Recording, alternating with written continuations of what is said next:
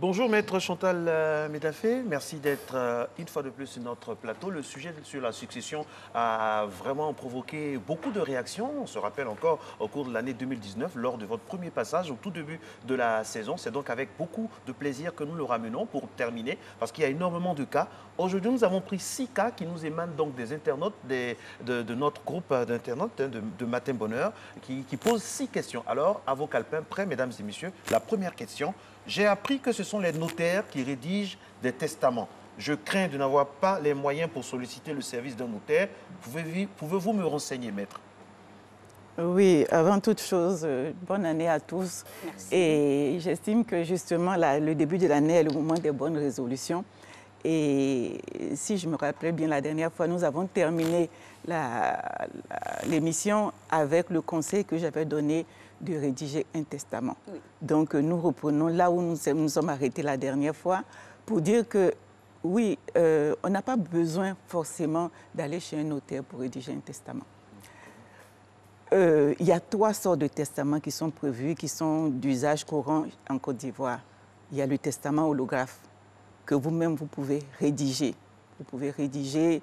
La seule condition, les conditions posées par la loi, c'est qu'il faut que le testament soit rédigé de votre main, daté et signé par vous. Pour le rédiger, il faut que les termes soient clairs, qu'ils ne soient pas ambigus, qu'il n'y ait pas lieu d'interprétation, qu'il n'y ait pas de surcharge, qu'il n'y ait pas de rature, pour que ça ne pose pas problème demain. Vous rédigez vous-même votre testament, je donne tel bien à telle personne, en précisant bien que vous ne pouvez donner que les biens qui existaient à la date à laquelle vous rédigez votre testament.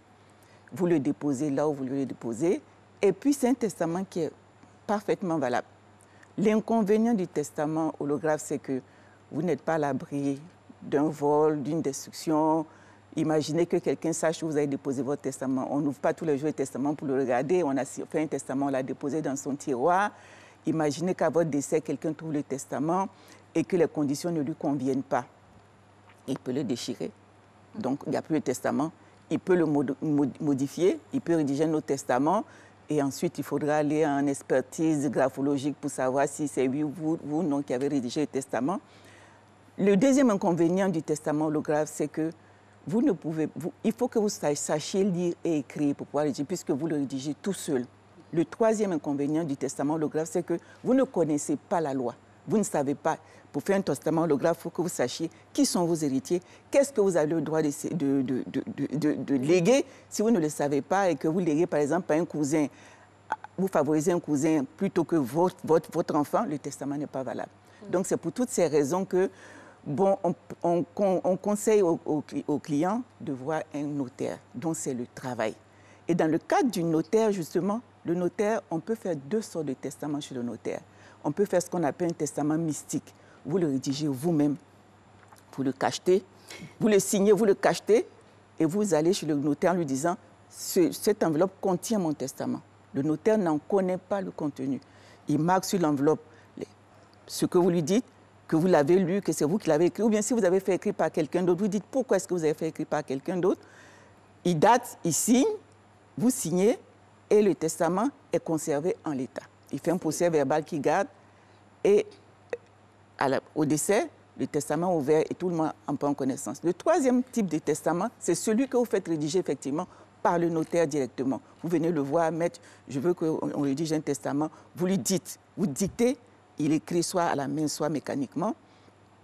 Il le tape, il vous le lit, vous approuvez, vous signez avec lui. Et ce testament, comme le testament mystique, vous allez ensuite chez le président du tribunal pour l'authentifier. Il prend rendez-vous, vous allez chez le président du tribunal ou de la section du tribunal si vous êtes à l'intérieur et vous authentifiez que c'est bien vous qui avez déclaré ce qui est dans le testament. L'avantage du testament mystique ou du testament fait par l'appareil public du notaire, c'est que vous êtes sûr, il n'y a pas de contestation sur la date. Vous êtes sûr de la sécurité puisque le notaire garde le testament chez lui. Et vous êtes sûr d'avoir fait un testament qui ne peut pas être contesté puisque le notaire connaît les formes qui peuvent entraîner quelquefois la nullité du testament. Et c'est un conseiller. Il va vous dire, par exemple, comme dans le cas précédent, non, vous ne pouvez pas léguer à votre cousin. Non, vous ne pouvez pas déshériter un enfant parce qu'il vous a volé ou bien parce qu'il vous a manqué de respect. C'est votre enfant, il a les mêmes droits. Oui, vous pouvez céder. Parce qu'il faut savoir que dans la dernière fois, on en a parlé. Ce n'est pas comme si quand vous décédez, tous vos biens reviennent à vos enfants. Il y a une quantité disponible que vous pouvez céder à d'autres personnes. Et c'est le notaire qui peut vous dire, oui, vous pouvez laisser un bien à votre maman, mais il ne faut pas que ça dépasse, par exemple, 25% ou 50% ou un quart de votre... Le notaire sert de conseiller en même temps. C'est pour toutes ces raisons que, quand vous n'êtes pas du domaine, il vaut mieux effectivement aller voir un notaire. Ça coûte un peu d'argent peut-être, mais par rapport aux gains que vous avez, il n'y a pas de comparaison. En fait. Voilà la première préoccupation qui est satisfaite. Alors, autre cas soumis à votre expertise, maître. Mon père et ma mère sont entièrement à ma charge et je crains qu'en cas de décès, mes héritiers naturels, c'est-à-dire mon épouse et mes enfants, ne subviennent pas à leurs besoins. Comment je le fais et que puis-je faire pour les mettre à l'abri si jamais je décédais avant eux? Voilà. Je l'ai abordé plus ou moins dans la première question, c'est le problème des donations. C'est-à-dire, vous avez votre maman à charge, vous avez une grande sœur qui est veuve, vous avez une petite sœur qui est handicapée, dont vous vous occupez. Il est évident que si vous décédez, ce n'est pas sûr que vos enfants ou votre épouse se sentent les mêmes obligations vis-à-vis des membres de votre famille. La loi vous permet de donner. Vous pouvez donner, vous n'avez même pas besoin d'attendre de décéder pour donner. Vous pouvez donner, c'est ce qu'on appelle une donation entre vifs, c'est-à-dire que vous êtes tous les deux vivants. Vous allez voir le notaire en disant, j'ai ma mère qui est là, je vais lui donner une maison pour lui assurer un loyer, pour lui permettre de vivre convenablement. Dans ces conditions, effectivement, vous faites une donation. Mais il y a des conditions qui sont, et que le notaire peut vous dire. Lorsque vous avez des enfants, la loi dit que vous ne pouvez pas donner plus du quart de vos biens, de la valeur de vos biens. Vous avez 100 millions. Vous pouvez donner jusqu'à 25 millions à votre maman sans problème. De son vivant, vous lui cédez un bien, vous signez les actes et après votre décès, il ne peut pas se poser problème. Si vous avez des enfants, si vous n'avez pas d'enfants et qu'il doit vous succéder votre épouse, vos parents ou vos frères et sœurs, vous pouvez aller jusqu'à la moitié de vos biens. Vous pouvez céder la moitié de la valeur de vos biens à un vif ou alors par testament. Vous pouvez le faire de votre vivant ou bien vous pouvez mettre dans un testament que le jour où je décède, je veux que telle villa qui vaut tant revienne à ma mère parce qu'elle en a besoin pour vivre. D'accord. Alors, troisième préoccupation, maître, j'ai travaillé toute ma vie à la plantation avec mon père. Mes frères qui sont des citadins exercent des professions diverses et ne se sont jamais intéressés à l'activité agricole. Mon père étant décédé, je souhaite pouvoir continuer à exploiter la plantation, mais mes frères veulent la vendre. Je ne sais rien faire d'autre. Comment me défendre, maître? Oui, monsieur, la dernière fois, on en avait parlé déjà. On en avait parlé, j'ai des réflexes de tribunal. En fait, j'ai un destin présidentiel. Ah bon, hein, en fait, effectivement, c'est une des innovations de la loi nouvelle. La loi dit que l'héritier qui antérieurement au décès qui juste participait avec lui à l'exploitation d'une entreprise familiale, agricole ou à une artisanale, est privilégié pour continuer l'activité. À ce moment-là, il fait la demande.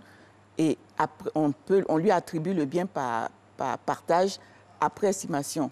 Il peut s'avérer que le bien ait plus de valeur que ce que les autres héritiers ont reçu. À ce moment, il peut exiger d'avoir jusqu'à 5 ans pour rembourser à ses frères la part en plus, si son bien a plus de valeur. Mais effectivement, pour faire prospérer, pour faire perdurer l'activité du père, on privilégie celui qui a travaillé avec lui. Si c'est une plantation, qu'elle est grande, qu'elle peut être divisée, on la divise. Mais en principe, ce sont des choses qui se règlent amiablement. Si ça ne se règle pas amiablement, vous avez le droit de saisir le tribunal qui peut trancher. Et on partage et on donne à la personne vraiment qui est habilitée à le faire parce que c'est son activité, parce que c'est l'activité du père et qu'il faut la faire prospérer, il faut la faire perdurer. Effectivement, c'est prévu. Autre interrogation, maître. Après le décès de notre père, nous constatons que plusieurs immobiliers ont été vendus par celui-ci à son épouse, notre belle-mère, dans les mois précédant sa mort et pour des montants dérisoires, de sorte que notre patrimoine successoral se retrouve réduit en valeur de plus de la moitié. Que pouvons-nous faire? Bon, ça c'est le problème des difficultés qu'on rencontre quelquefois dans les successions, surtout quand la dernière épouse vient et qu'il y a quasiment plus de biens, qu'elle est jeune, que le monsieur est âgé, ça peut arriver effectivement que pour tenter de la protéger, on use d'astuces pour faire sortir une partie de l'héritage des enfants pour le lui donner. Effectivement, en principe, la loi dit celui qui peut demander l'annulation, c'est le co-contractant, c'est-à-dire que ça aurait dû être le père qui devrait, puisque c'est lui qui a signé, qui peut venir dire, bon, j'ai été lésé et tout. Donc, effectivement, les enfants peuvent, s'ils estiment qu'effectivement, c'est leur patrimoine qui a été, leur héritage qui a été détourné de cette façon-là, agir en récision pour lésion, en disant la vente est lésionnaire parce qu'un bien qui vaut 1 milliard, qu'on a vendu à 100 millions, objectivement, on fait une expertise, on voit bien que le prix n'est pas bon. Mais pour ça, il faut prouver la qualité pour agir et l'intérêt à agir. Et ça, c'est vraiment laissé à la disposition du tribunal. C'est-à-dire qu'il faut, par exemple, que vous puissiez prouver que dans les mois, au moment où il faisait ça, votre père était malade, qu'il n'avait pas toutes ses facultés et qu'il y a eu un abus de faiblesse, par exemple. Dans ces conditions, effectivement, vous pouvez contester et faire établir la vraie valeur du bien. Soit la personne peut vous rembourser la part, puisque vous êtes ayant cause, vous héritez des droits de votre père, soit elle peut rembourser, soit alors, si elle ne peut pas, la vente est annulée, puis le bien peut réintégrer la succession. Mais ça, vraiment, c'est une décision de justice et bon, avec ses aléas. D'accord. Autre cas donc, des internautes, nous avons découvert au décès de notre père que nous avions un demi-frère qui avait été reconnu par lui et qui figure dans le testament. Que devons-nous faire par rapport à lui dans la liquidation de la succession? Le testament, comme je l'ai dit précédemment, s'il est fait dans les formes, c'est-à-dire si les formes ont été respectées, généralement, il est inattaquable. Il est dans les formes et les enfants ne peuvent que l'exécuter, en sachant très bien qu'on peut refuser une succession. On n'est pas obligé d'accepter, mais quand on accepte la succession, que les formes légales ont été respectées, que le fonds a été respecté, que les partages sont équitables, on ne peut pas venir en contestation au motif qu'il y avait un frère caché. Je vous rappelle par rapport à la dernière émission qu'on a eue, que le droit de contester la légitimité d'un enfant, dans l'ancienne loi, est réservé uniquement à l'épouse légitime. C'est l'épouse qui peut dire « mon mari a reconnu un enfant sans mon accord, je peux demander l'annulation de sa reconnaissance ». Mais les frères et sœurs ne bénéficient pas de cette qualité-là. Donc, ils ne peuvent pas, en l'état, contester la qualité de frère et d'héritier d'un enfant que leur père a reconnu et qu'il a fait figurer dans son testament. Ils ne peuvent pas. Ils sont obligés donc de partager la succession avec la personne telle que leur père l'a prévu. Et j'en profite pour souligner que le testament, ce n'est pas seulement l'argent. C'est toutes les dispositions que vous prenez pour gérer votre succession après vous. Parce qu'en fait, ce qui se passe souvent, c'est que nous, souvent, on est confrontés à des litiges au moment du décès de la personne. Vous voyez quelquefois dans le journal qu'on fait des communiqués différents parce que les parents ne s'entendent pas, la famille veut enterrer la personne au village, et l'épouse et les enfants veulent l'enterrer ici parce que c'est plus facile pour eux d'aller au cimetière ici que d'aller au village. Et tout ça tient au fait qu'on n'a rien laissé. On n'a pas écrit, on n'a rien dit, donc on se retrouve dans un tribunal. Et bon, la jurisprudence est très fluctuante parce qu'il y a des juges qui estiment que dès lors que vous êtes décédé, le mariage a pris fin, c'est ce que la loi dit d'ailleurs, la mort met fin au mariage, et donc le corps revient aux parents. Donc, ou alors, c'est tellement difficile quelquefois, non, bon, pour des raisons différentes, mais dans tous les cas, dès lors que le juge partage en deux camps, la plaie est créée et c'est difficile après de rattraper. Donc, quand les parents ont raison, évidemment, ils jubilent, ils prennent le corps pour aller, la famille suit ou ne suit pas. Et ce sont des choses qu'on peut éviter en écrivant. En écrivant. Et j'avoue que souvent, on a peur parce qu'on se dit, bon, peut-être si j'écris, c'est parce que je sens que ma mort arrive, voilà. C'est prémonitoire. Mais c'est la vie. On est obligé de faire preuve de courage des fois. Moi, j'ai eu un cas récemment, le mois de décembre, où j'ai une cliente qui était vraiment malade. Je ne suis pas médecin, mais je sentais bien que ça allait être difficile. Je lui ai suggéré à mots couverts de penser à faire un testament, de se mettre en ordre.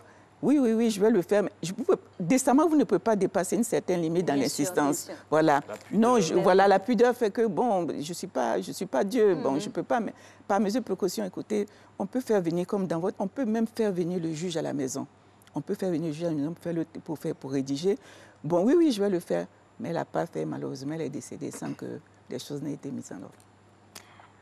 Donc, le testament, vraiment, c'est nous tous, à tous les niveaux, ce n'est pas une question de riches ou de pauvres, on doit laisser quelque chose pour faciliter les choses aux autres après. Comme on le dit, il faut mettre en ordre ses affaires. Sa vie, oui, et ses affaires. Alors, autre cas à vous soumettre, maître, je veux aider mon fils de mon vivant en lui cédant un bien pour lui permettre d'arrondir ses fins de mois, mais je ne veux pas que cela rentre dans la communauté et que la belle famille acquiert des droits sur le dit bien. Comment puis-je faire? Oui, la belle-fille. Que la belle-fille. Oui, parce que souvent, bon, les litiges, les relations entre les belles-filles et les belles-mères ne sont pas toujours au beau fixe.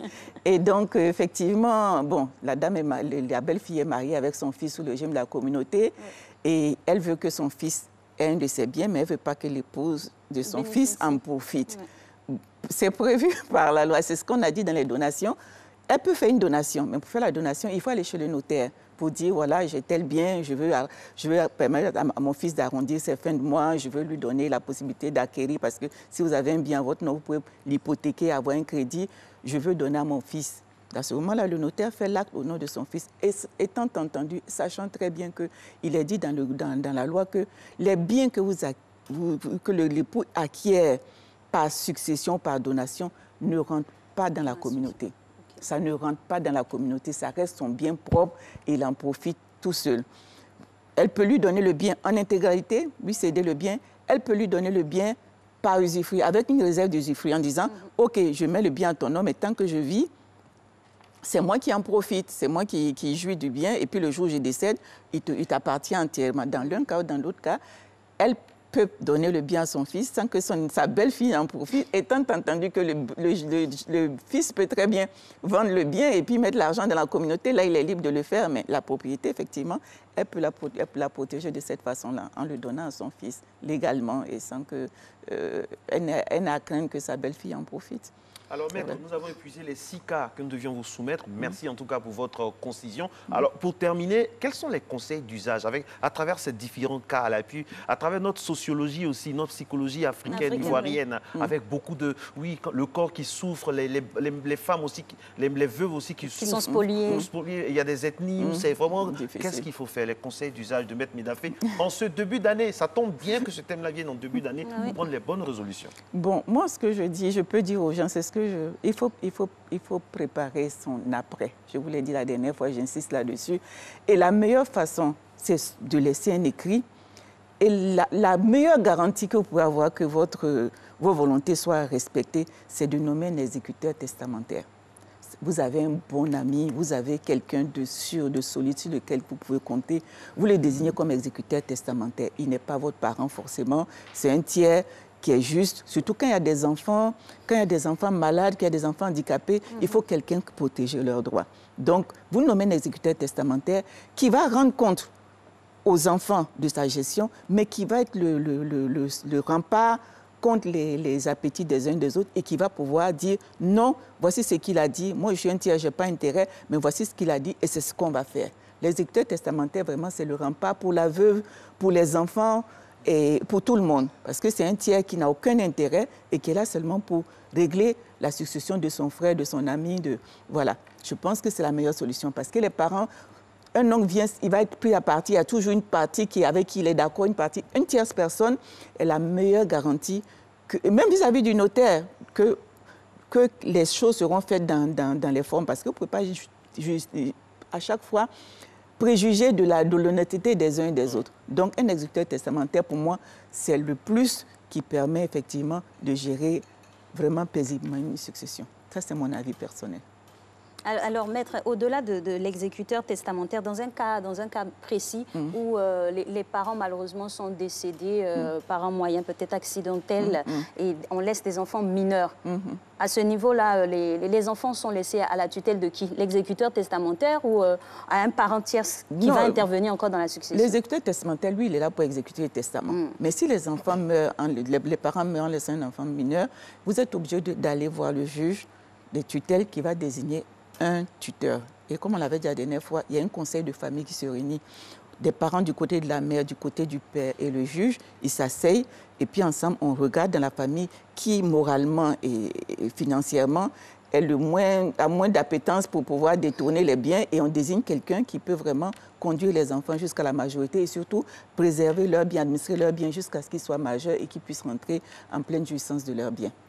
En tout cas, mesdames et messieurs, nous, on a été très heureux d'être en votre compagnie par rapport à ce premier thème droit de cette année. Dans quelques instants, nous allons finir. Merci. On est revenu sur des cas, au moins 6 cas que nous avons évoqués ici afin de permettre à tout le monde de se sentir d'une certaine manière là-dedans. On a été très heureux d'être en votre compagnie.